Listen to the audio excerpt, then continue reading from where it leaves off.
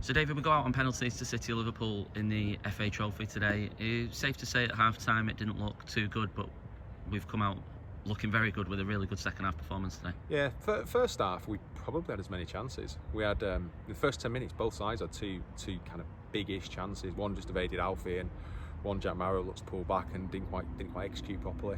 Whereas their chances, well, one big chance they took very well, thought really well worked goal, and a bit of a freak free kick that crept over the line. I think beyond that, there weren't really very many chances. Luke had an header over the bar. They had a couple of sort of half chances, but they were definitely the better side. I thought they played into Mitchley really well. He caused us problems. We didn't deal with him, a bit like Tom Pope the other week.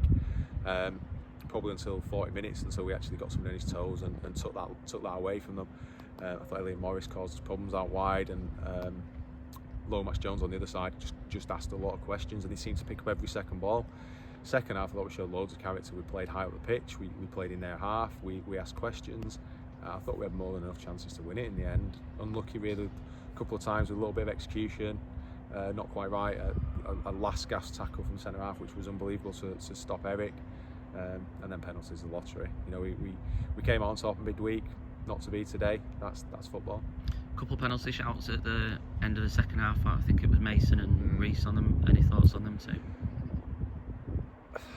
I think they'd have been weak penalties. I think the biggest penalty shout was a handball where he gave a free kick for a foul somewhere in the midst of it. I'm not sure what the foul was. I mean, there were a lot of bodies around it, so I'm not really sure what he gave. There were lots and lots of free kicks given today for very minimal contact. He must be on piecework. I think he gets paid by the whistle. He'd be retiring to Barbados soon if that's the case. And there was one where he got bundled over in the back and fell on the ball, and they gave a free kick for handball to Eric, and that just summed up the entire thing for me. I said I wouldn't talk about referees until I got a good one, which thought would give me a free hit on never talk about referees ever again. But it is just week in, week out, and they don't turn up to have a poor game. I just don't think they're helped. I genuinely don't think referees are helped. They're being fast tracked through. They're being assessed constantly. It's like being in your exam every single time you go out on a football pitch. What they really need is some mentorship, somebody who's giving them some feedback and some coaching and helping referees develop. They're no different than players. Every player on the pitch has made mistakes today, every single player. Yet we'll have them in and we'll give them some clips and we'll give them some analysis and we'll work on something in training. Referees don't have that, and I think that's on the FA to, if you want to make, you see how popular non-league football is, crowds going up, if you want to make the spectacle better, you can improve everything. The FA have a responsibility, in my mind, to give referees the right support and the right structure for them to flourish and develop. And the goals come today, second half.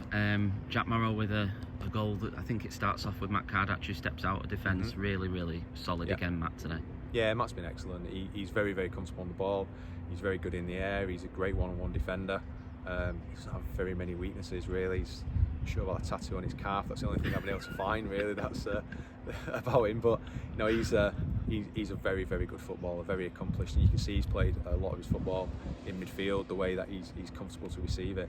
I thought he was asked a lot of questions early on as well by Elliot Morris, who's a very good winger, and I thought he, by and large, answered the questions that were asked of him. And the second goal, it's a great header from Eric Yahaya, but Bailey Marsden, there's not many people can turn and cross the ball just so effortlessly, but so brilliantly. He just found his yard, and the delivery was excellent. I mean, he was on a plate for Eric, and Eric, I think he can do better sometimes when balls are played from deep into him in the air. But when anything's crossed from wide, I think he's superb in the air. And you always fancied him to score when you deliver the ball with a bit of quality, and that was as good a cross as you'll see. I thought, Bailey's been out 12 months. He's come back in. He's played 90 minutes of football across 2 games. He's got 3 assists and a goal. You know, it shows the measure of the man and the measure of the player. And he's only going to improve from there. And he's fit, he's strong, he's good, and everything about him's right. And you saw with him and Mason coming on and into play and linking up. That looks exciting. That really does look exciting as one of the options that we've got going forward. As you bring the subs on today, all 3 of them, like you said, Bailey, Mason and Reece have all made an impact on the game today.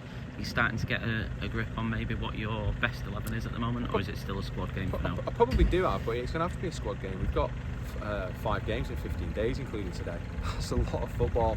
We had a long trip over to Whitby. We had it was a late night / early morning. Lads were then back in work.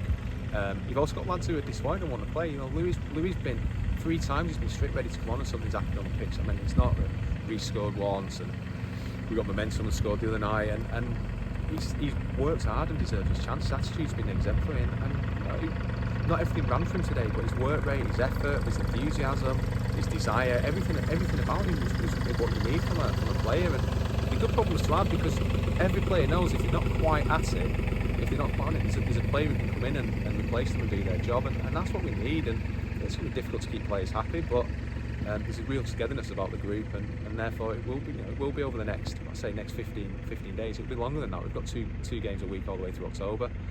We'll need all the squad. We'll need everybody who's involved today. We'll need the players who are missing today. You know, Joe Burks was missing today. Kevin Masindo was missing today.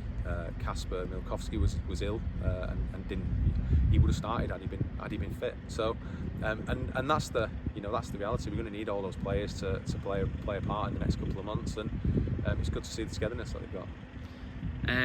Like you said, we've got lots of games coming up next to a massive, aren't there? Mm-hmm. Need to get lots of people in the ground. Oh yeah, Edmundsford I don't think they're even hiding their ambition. You know, they're signing players who've played recently in leagues above, and have clearly got ambition to go and get through. I suspect their ambition is not just to get out of this league. I think to get out of the league above and get back to where I think they believe they belong. And certainly the Edmundsford, I remember when I was playing, were that level. They were step 1, step 2 clubs. So they're going to be a tough test. They've got bags of experience. We've got to make Seal Park hostile. We've got to make Seal Park a tough place to come. We've got to, as players, we've got to play with the intensity that we did in that second half today, in the second half of the extra time at Whitby. The fans play their part. You know, at Whitby, the Whitby home game, the noise coming out of the park end. If we can replicate that, get the drum going, get the fans in there, singing, chanting, it's pretty formidable, and that's what we've got to make Seal Park. And then surely it's a difficult game.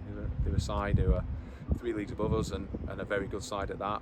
But it's 11 blokes against 11 blokes, and you know, the players will be up for it. The players aren't going to need much motivation for that. I'm sure the fans will be up for it. Surely will bring a few. We've got to match that off the pitch as much as we need to match them on the pitch. So hope to see plenty of people down, supporting, getting behind the town.